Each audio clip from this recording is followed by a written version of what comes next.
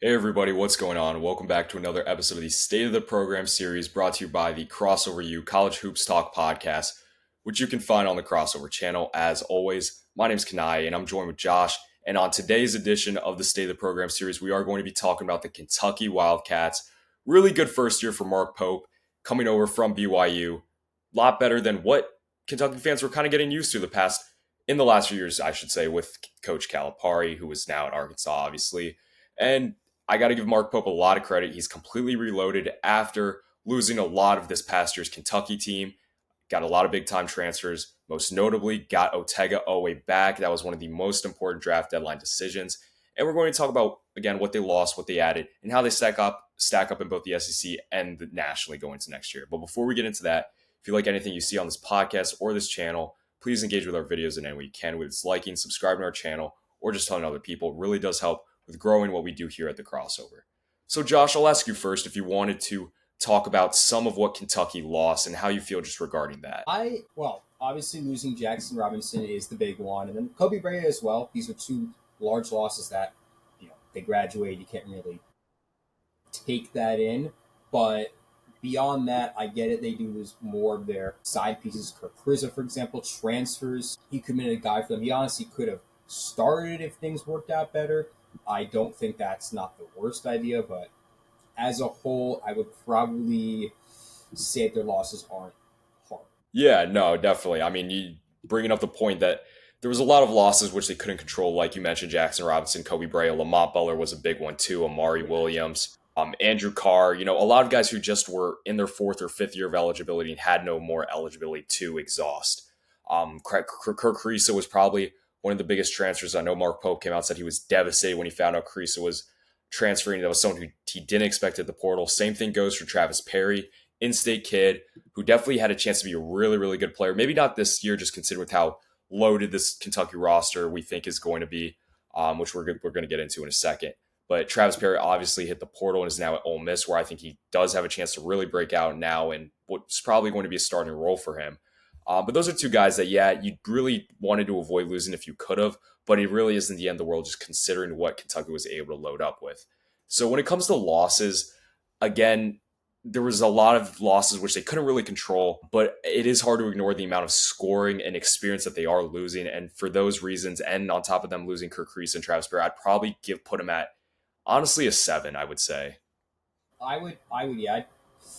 I don't know. I kind of would put them a little higher than 8, but I'll, I'd say 7. I'd say 7. It is fair because you are still losing a lot of points per game. You're losing almost your entire starting roster. Hope, Right. Hope, Hope is amazing at making new starting rosters. I mean, he's done it great Yeah. his first year, and it's looking amazing second year if you want to talk about Kanaye. Exactly. I mean, yeah, that's kind of what he's done in his first 2 seasons, like you mentioned. I mean, when he originally got to Kentucky for his first season in Lexington, he had a team completely comprised of transfers. And this year, it's looking a lot like the same thing. Of course, you have a few returnees, which we're going to touch on in a second. And just for reference, I know I threw out the score of a 7, which I believe we're both agreeing on there. Just again, for reference, like we've talked about in every episode in the State of the Program series so far, a 10 is the best score which a team could get in whatever metric which we are rating. So, for example, losses.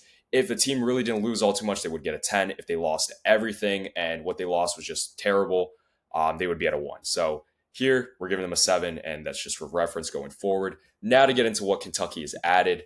This is where it gets really exciting if you're a Kentucky Wildcats fan. Of course, the number one thing was getting Otega Owe back. He was one of the most important draft deadline decisions in terms of guys who were really on the cusp of deciding whether to go pro or come back to school. I really do feel Otega made the right decision. I know NBA draft. I know the scouts of the draft, along with GMs, weren't all too high on Otega. I think Owe has a really good chance and being able to try to play his way into being a late first round pick, if not early second round pick in next year's draft. But he's going to need to improve with his playmaking a little bit. But he is Mr. Consistent. He had that span of, I forget however many straight 20-point games this past season. Had a few game winners, so obviously has a little bit of the clutch gene. You're bringing back Brandon Garrison and Colin Chandler. Garrison obviously dealt with injuries at points of the season, but I definitely think he has a chance to make a little bit of a leap in a hot role with some more minutes than compared to what he saw this past year. Colin Chandler, who is going to be one of the top 2 shooters on this team, I personally believe, in a bigger role we'll see coming off the bench perhaps. Because he's going to bring some shooting into that Kentucky program. Trent Noah was a freshman this past season and is definitely another guy who definitely has a chance to potentially break out. But again, he might be buried on this bench just considering how loaded they are. I'll let Josh touch on some of the transfers that they've gotten now. Definitely. I mean, and back in the saying before, and Takeaway coming back, huge deal. I personally thought he was off the board. I know a lot of Big Blue guys they wanted him back. Hope wanted him back. This is probably one of the biggest returners you're going to get out of any guy. He was the main scorer last year. Him coming back as the main scorer again is the holy grail in the Kentucky program. They never really get that, obviously, because they're full of freshmen one and doneers, obviously. Garrison, big X factor. This team needs a glue guy. That is Garrison's role. He will be probably the sixth, seventh man on this roster, and I think he can be such a big deal. But as Right. Kanaye transferred, as I mentioned, transfers, Jaden Quaidance is probably the front runner for center role. He didn't have the best freshman year at a Bob Hurley led ASU, which ASU's Right. not really known for much, unfortunately, but he also got injured. He won't start the start of the year, but he will be a likely starter for the majority of the season, and we can Former expect very 5 star, so yes. So he is a lot to expect. Jalan Love will be likely be a point guard. He averaged nearly 20 at a Pitt team that arguably could have made the tournament last year. I think he's very underrated as a prospect, and definitely a very on ball guard. You're going to want to see him play. I'm going to say that as much. His tape is pretty good. And then beyond most that, definitely. I really do enjoy a couple of their more bench guys, per se. Denzel Aberdeen could start, and same thing with Muhammad Diabate, but they have combined SEC experience. Obviously, Aberdeen played at that championship Florida team, and him coming to Kentucky brings in an insane experience. And then lastly, you would have Cam Williams, who played very well at Tulane. Not likely a starter once again, but a bench demon. This team will be incredibly deep and incredibly strong. Yeah, most definitely. I mean, the depth on this team is ridiculous. You could really make the argument that guys 1 through 13 of 14 could legit start on several high major programs. I mean, where they're maybe not here. In terms of the freshmen they are bringing in, they're bringing in 3 top 100 guys. Those guys being Jasper Johnson, who was the highest rated of the three. They did have Ackett Lewis committed for some time, but I just think with how loaded this roster got, Lewis saw that was probably better that he goes somewhere else. And of course, he ended up at Villanova. So excited to see him play there. Tough loss for Kentucky, but again, not sure where Acadin would have fit into the mix there. Jasper Johnson, I'm really high on. I think has a chance to start, which we're going to talk about in a second regarding the lineup there. Malachi Moreno, I think, is a guy who might not be one and done, but could definitely be a solid player in Lexington 2, 3 years down the road. Same thing goes for Braden Hawthorne. And then they bring in Adria Jalovic, who's a big man that's coming over from overseas. He's an international kid.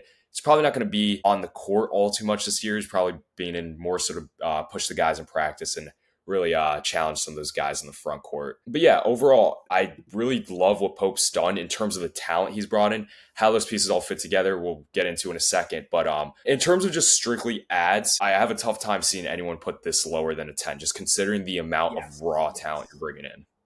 This is so deep of a lineup. Pope cooked, and I don't think people are really recognizing this. This is possibly the best transfer class you're going to see this year.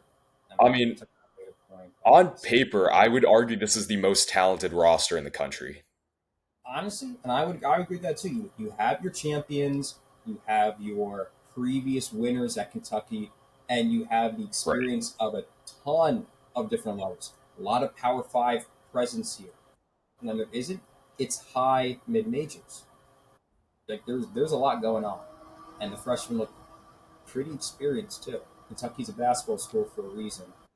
So And I just want to clarify one thing. When I say most talented roster in the country, I'm not saying best roster necessarily. Best roster would more so be made up of guys who have won championship experience, for say, if not deep tournament experience, two, more so continuity. You are getting that with Otega and guys like Garrison, Trent Noah, Colin Chandler, but the continuity doesn't match teams that like some of the other teams you see across the country. We're bringing back perhaps All Americans. Two of them. I mean, Purdue is a great example. Braden Smith and TKR, two All Americans you're bringing back. And again, there's still questions as to how these pieces all fit together, which where other teams there's not really as much of a question as to how some of your pieces you landed are going to fit into your program. But if we're talking strictly raw talent, I'd have a tough time seeing any roster. Maybe St. John's. I would probably put Kentucky 1, St. John's 2 in terms of just raw talent on a roster. But yeah, I think Kentucky is the most talented roster in the country going to next year. Definitely. Now, where do you view the coaching with this squad? How do you view Now, the coaching's an interesting thing because there's two things I think we got to talk about here. One, who's going to start, and two, how is this roster all going to work? How are you going to keep guys happy? I think it's a fair place to start with who's going to start. Me and Josh have gone back and forth on this so much over the last few weeks, just because I feel like it's so interesting the situation you have with this roster in Kentucky this year, where you can make an argument for again guys 1 through 14 being starting caliber players. Right now, I personally think Jalen Lowe is going to start the point. He averaged nearly 17 a game last year, 5 assists. He's going to bring playmaking. I personally think Jasper Johnson will start. I understand he's a freshman. Mark Pope might turn towards the experience over the youth, but I just think the talent with Jasper Johnson is really hard to ignore. And you also need shooting. You don't really know how much shooting you're going to have in your starting lineup. Just considering, I think Cam Williams and Colin Chandler are your two best shooters that you've seen have college tape are probably going to be more so coming off the bench in the rotation. If Jasper Johnson can bring any semblance of shooting, then I feel like that gets him into the starting lineup, combined with what he can do off the dribble. Otega always a no-brainer. He's probably going to start the three. I mean, he will start the three, just like he did this past season. And then rounding out the front court, I have Mohamed Diabate, who I really am super high on. I think now in a starting role, or at least a bigger role than what he was in at Bama, where honestly you can make the argument he probably could have started over Big Cliff at times last year. I think Mohamed Diabate is going to be great.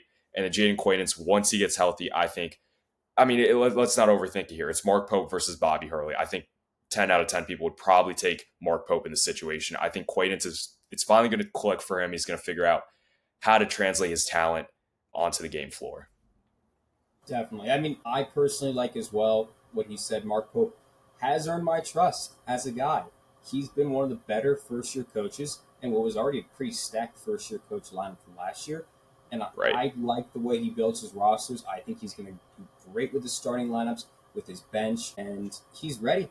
I think he's ready for higher level things. I think the Sweet 16 now is a little too dull for him, if you get what I'm saying. Yeah.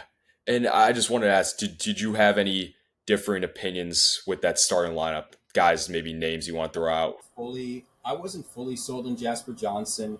I thought Diabate could have filled in a different role there, but I don't really have any issues right now. I mean, you got to definitely start your freshmen and you got to give your transfers more time. That said, obviously Jaden Quaidance won't be there from the start of the year, so we could see a different lineup on opening week. Regardless, I think this is the one that will probably end up working the best for them if they do go for it. But Right. I trust Mark Pope to make things work. Now, in terms of trusting Mark Pope, how much do you trust him in being able to keep guys happy and keep this locker room and roster connected? I mean, I just feel like it's almost inevitable at some point in the season where a guy is going to be frustrated that he's not playing as much as he probably could be at other schools. I mean, for one, I think that kind of falls on the player you chose to come to Kentucky when you already saw how loaded they already were. Of course, Kentucky's throwing big numbers out there in NIL, so it's hard to turn that down. But you are kind of taking the bigger paycheck perhaps to maybe play less than where you would other places. Denzel Aberdeen, great example, probably could have played Yeah, 30 he was minutes a probably the night best one if he there. stayed in Florida. Now he's probably not going to start. Might see 20 minutes at most 25, I think, coming off the bench for Kentucky. It's just I worry a lot about if Pope is going to keep guys happy. I just wanted to ask how you felt regarding that. I think he has no choice but to focus on that. It's really hard to keep a ton of guys with all the points per game you've already seen, and they have the experience and whatnot. Having Owe back is super useful because he can be that captain in a way for this team. You're going to need a Right. guy behind Pope who can has the previous Pope experience that one, but also has that Kentucky pride with him. He wanted to come back. It's something he wanted to do, and I think it's not really about the money for most of these players. I get it for Aberdeen, maybe, But when you look around this roster, this is a team that I think wants to work together in a way. And Pope definitely is great at bringing culture. He did it last year with a bunch of guys who had never met each other, had no experience with the Kentucky system, came in, made it. And I think Kentucky and I think Pope is good enough. I would say give me a 9 on coaching. I think he definitely fits that role best. Yeah, I like the 9 at coaching. I would probably personally have said an 8, but considering you came down to 7 earlier, I'm willing to go up to a 9 for you there. I think, yeah, Mark Pope, I think, did a lot better in year one in Lexington than most people would have thought he was going to do. I just think it was important to give the Kentucky fans hope compared to what they saw in the last few years with Cal and losing in the first round for 3 to 4 years. I forget off the top of my head how many consecutive years it was, and to double digit seeds, of course, it just doesn't help your case whatsoever. But yeah, I mean, really good first year in Lexington, and he's done great both years, going into last season and now going into next season in loading up in the transfer portal, like you mentioned at the start, really just rebuilding a full roster. And yeah, I think X's and O's wise, he's showcased that he can do it at the SEC level, and really play well against some of the better opponents in the SEC this past season. They played really well against Florida both times they played. And yeah, I definitely see Kentucky as one of the front runners in the SEC, which I believe we're going to be getting into now. So coaching, yeah, we're going to have that as a 9 for Kentucky. Now to talk about where they stack up in the SEC. I very much feel that it kind of is, I don't necessarily want to say two horse race. I don't think that's the right way to put it, just because I do think there is a chance that teams like Alabama and Auburn could make a running for one seed in this year's tournament, depending on if they hit on guys that are coming up from the mid major level or transferring in. You're also banking on guys specifically for Alabama making leaps. But to get back to Kentucky, I very much feel that Kentucky and Florida kind of are the front runners in the SEC this year. If you haven't seen our video on the state of the program of Florida right now, definitely go check that out. That was the last one we did. But in that video, we talked a lot about how they have great continuity with what they're bringing back in the front court, on top of their really talented ads in the backcourt like Xavier Lee, Boogie Fland, AJ Brown. Todd Golden's pretty much solidified himself as one of the top coaches in the country now going into next year, now winning a national championship. So I think I really, really do look forward to seeing Florida versus Kentucky next year. I think they're going to be some of the best games that you're going to see once we get into conference play in college basketball. But yeah, I mean, just considering that I think there's a little bit more competition in the SEC than some of the other conferences. I might have Kentucky at an 8, just because, I mean, the SEC, they're going to have a lot of good quality games to play in. And again, I do think they are probably one of the front runners. It's either them or Florida. But I do worry how grueling the dog days of the SEC play could get for Kentucky. I actually want to bring it to a 9. I think, one, it's the SEC. It's the hardest conference. You're going to have the most AP ranked teams you're going to play every year. I really don't think it's anything changed from last year, if you're going to ask me. And I also do see them as a worthy challenger for Florida.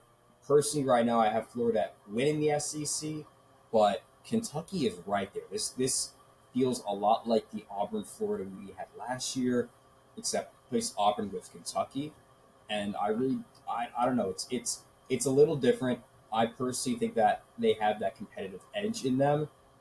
I think that in a 2 game series they'd probably split too. So I don't know. I think a 9. I think a 9 is just more worthwhile if you get what I'm saying. I don't hate the 9 there. I do want to ask you who do you think has a better backcourt between Florida and Kentucky? I think I'm gonna go with Florida just right now. Their guard play is so strong. They are all transfers, so it does make me question how well adept they are to the SEC play and to the Florida play. But honestly, I don't think it really matters too much. I know Otega Owe matches up pretty well with most of these guys, so there might be a question there. Backcourt Right. wise, I kind of also lean towards Florida, but it's not as much. I know Condon and Howe definitely have that championship experience, and they have that NBA experience as well, given their trials in the combine. And we don't know how Quaidance will perform. We don't know how Cam Williams will perform. This is not the tallest team, by the way, Kentucky, but I still think that the edge is narrow on Florida's side, which is why I kind of want to bump this up, because it's not it's not a two-way, it's not a two-legged race like Kanaye said. But it's not really. it's a kind of a question of is it going to be Florida slash Kentucky, or is it going to be another? Like that's kind of how I'm viewing it. Yeah, I mean, I will say, I definitely think Florida's bigs are better than Kentucky's going into next year. Again, you mentioned the championship experience; you have continuity there, more so of guys that are in bigger roles than what we're seeing with Kentucky this year. And me, of course, Quaden's. We don't know how he's going to be coming back from the injury, and of course, we got to see him play at a high level, which we didn't really see at Arizona State. In terms of the backcourt, I do lean towards Kentucky just because I think Jalen Lowe, I think is honestly might be an upgrade from Lamont Butler. Not defensively, but most definitely offensively. Lamont Butler, I almost feel was never really a true point guard. And I don't necessarily know if Jalen Lowe was really that at Pittsburgh too, but just considering how much he played on the ball and considering that he was decent at making decisions with the ball, making reads. He averaged around 5 assists a game this past year at Pitt. I just think how dynamic he can be with the ball in his hands off the dribble, combined with what we already know Tega is, combined with what Jasper Johnson might be. If that doesn't work out, you still have Aberdeen, you still have Colin Chandler, you still have Cam Williams. I just think the depth of Kentucky kind of is better than Florida because again, guys 1 through 14 are capable starters on Power 5 programs and they just happen to all end up in Lexington and are all on the same roster. But yeah, I definitely think that those games against Florida, between Florida and Kentucky, are going to be awesome. So I'm willing to come up with 2-9 for that, just for the sake There we of go. those games probably being some of the best ones we're going to get once we get into conference play. Yeah. Now for vibes, it very much seems that if you are part of Big Blue Nation, the vibes are just through the roof right now. I don't know if there's And ever been say an that offseason to where the the vibes. fans. Say that to them. Yeah, If you're part of Big Blue Nation watching this, we want to hear from you. We really want to see yeah. how you view this lineup, how you view year two of this guy, because we are hyped personally. We were not hyped last year. We were convinced wrong. And if we're going to be excited, I feel like you guys should be so excited for this. I mean, I don't know if there's ever been a year where the vibes going into Kentucky Wildcats basketball season haven't been through the roof. And I mean, I feel like now after 1 year, they've already gotten a taste of going on a deeper run than what they saw the last few years with Cal. So I'm sure they think a national championship's on the way, and it could very much could be. Do you believe Kentucky so? is in our personal top fives in the country right now. Going to next year, we have them at both at number 4. So again, this roster I think is the most talented in the country going to next year in terms of raw talent. Still a lot of questions in where things are going to fit, but again, if you're a fan of the Kentucky Wildcats, I feel like you might have your vibes at a 11, 12 out of 10 right now. So where would you put it, Kanaye? I mean, yeah, I think if I'm thinking at it, if I were a Kentucky Wildcats fan, I'm probably saying 10 out of 10. I'd probably put 11 if I could. I put 10 I too. mean, I'll keep it with that. yeah, I think that just it looks really good in terms of what you have on paper. But of course, I'm really curious to see how it works out, how Mark Pope manages whatever egos or confusion might come with roles further once we get closer to the season, once we get into season. So I'm really curious about that. But again, a lot of credit goes to Mark Pope for a second straight year of building really a completely new roster, head to toe with just all transfers and freshmen. And I mean, he's done a really good job both years with his roster construction. So again, really excited to see the Kentucky Wildcats play this upcoming year. But I think that's going to take care of everything we have for the State of the Program episode on the Crossover U podcast. Again, as always, if you can engage with our content any way you can, it really does help with being able to grow this channel. And until next episode, we'll see you all next time.